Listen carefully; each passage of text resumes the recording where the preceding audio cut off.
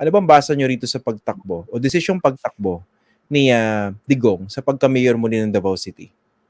Well, ito ay matagal naman itong inaabangan, Christian, ano, especially sa Davao, kung ano talaga ang pupuntahan ni dating Pangulong Duterte, no, especially after natapos yung term niya. And talaga nagkahugis yan, I think last year, no, nung medyo may banggaan na, openly, hindi pa siguro si Sara, but openly, nung maalala mo, nung October of last year ata yun, no, nung nagkaroon ng maisog rally sa Davao, na sinabayan naman ito yung rally naman sa Quirino Grandstand nung launching ata ng Bagong Pilipinas, no? And during that time, yung maisog rally sa Davao, talagang openly, no, kung ano-anong tinawag na ng ni Duterte at saka nung kanyang mga allies sa Marcos administration, especially President Marcos. So it's nakita yon na talagang gumuguhit na in preparation for 2025 and eventually hanggang 2028. Pero parang nagkaroon na ng ano lang ito, lumilinaw kung ano yung tutunguhin, no? Sino ang tatakbo sa local, sino ang tatakbo sa national. So ang umuugong na nun na baka babalik siya as mayor instead of tatakbo sa pagiging senador, dahil kung titingnan mo yung survey, mataas siya doon sa senatorial survey, no? Pero ang tingin ng mga observers, baka babalik ito sa Davao City, i-consolidate niya yung Davao. Siyempre, yan yung kanilang, kumbaga, little kingdom, no? In the last 36 years or so. And i-consolidate niya at dito muli sila magsimula, no? Na ipalakasin yung kanilang base going to the north, no, from the south to the north. So dahil tingin nila kung palalabanan, kung may patatakbuhing mayor ang Marcos administration at ang makabangga nito ay ang incumbent mayor ngayon na si Baste, baka matatalo si Baste, no?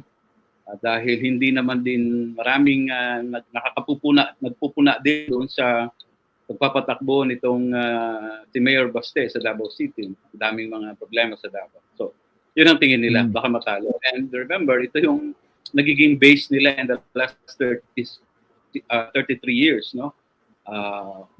33 of the 36 years, no, na nasa governance sila ng Davao. Kasi may 3 years yan na ibinigay ni Duterte sa kanyang dating vice mayor, si Mayor de Guzman, na eventually nakabangga din niya, no, nung binawi niya yung City Hall. So, sa 36 years, 33 yung kanila. Papalit-palit lang yan. Yung tatay, yung anak ni si Sara, at yun ngayon si Basti na naman. So yun. So kanina nga, dahil, yes. Go ahead, sir. Go ahead. Sige pa. Nung nakaraang gabi, kagabi ba yun, nagpa-press con siya, no? Nag-announce na babalik siya sa local politics, etc. Kanina nga, tingin ng iba, parang tinuldukan na yung mga tanong. Nag-file siya ng COC for mayor. Si Basti ang kanyang vice, so nag-slide down.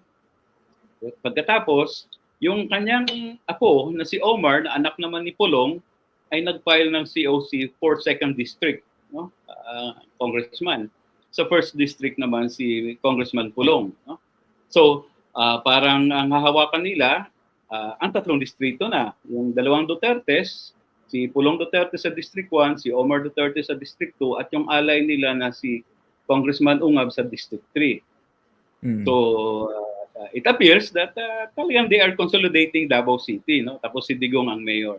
Now, yan yung isang mukha ng coin.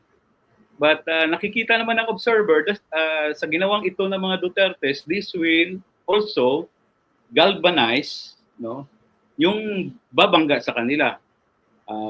Anong pwedeng mangyari dito, Christian? Kanina nag-announce na rin si Civil Service Chairman Carlo Nograles, no? Nag-resign na siya sa Civil Service Commission. At ang basa ng marami dito, siya yung pwedeng tumakbong mayor sa Davao as against the Dutertes. And dahil nagpatakbo ang mga Duterte sa 2nd District, no, na dati ay kontrolado ng allies nila, ng ally nila yan since 1988, and I'm referring to the Garcias. the Garcias will naturally gravitate dito kay sa kung sino man ang babangga kay Duterte. And doon sa 3rd district naman, talagang si Lopez, if you can recall, si former Congressman Elias Lopez, in 2022, tumakbo itong mayor as against Baste. No? Natalo. Natalo nga lang. And in the 1st district, probably, yung, kung tatakbo naman ng mga Nograles, dating ano nila yan, based ng mga Nograles talaga yan. Hanggang ngayon, malakas pa rin sila sa 1st district.